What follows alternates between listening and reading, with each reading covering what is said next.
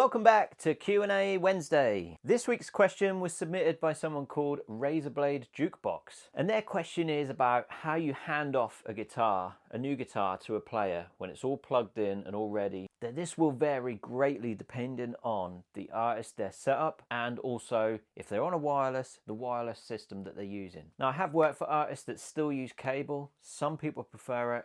I despise it. Even in the smallest venues, I'm always on wireless. But some people still like a cable. So in those cases, usually they're just muting with a tuner or whatever on their board setup, and they're literally pulling the cable, and then they swap it after you've handed off.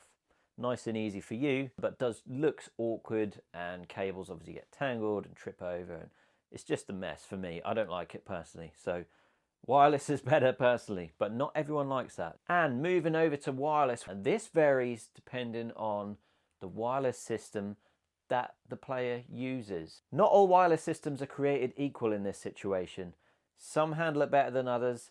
Some handle it very poorly. Even systems that are in all other ways top of the tree. Sennheiser, I'm looking at you. The G4 handles this terribly, but some other systems and even the digital Shure GLX system handle it much, much better.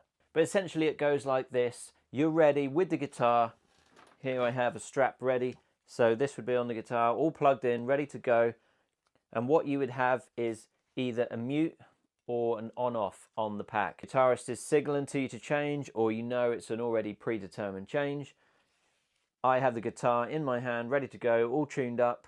And then depending on the guitarist, sometimes they'll dial back their volume, sometimes they'll mute themselves, sometimes they just hand it to you and expect you to do it, which is absolutely fine. So as you're literally about to let go of this, as the artist is taking it, I flick the on button then. That seems to strike the best balance between not having two packs interfering, which is where the Sennheiser struggles, and it makes all kind of crazy noises, but also some of them have a couple of seconds to boot up and sync. And literally, as soon as that artist's old guitar is in your hands, you've got to be ready to flick the off switch or the mute button, whatever the system may have, but you've got to do that as quick as possible so you don't get any interference and you don't get two guitar sounds coming out of one amp if the system allows that. Know your system really, really well.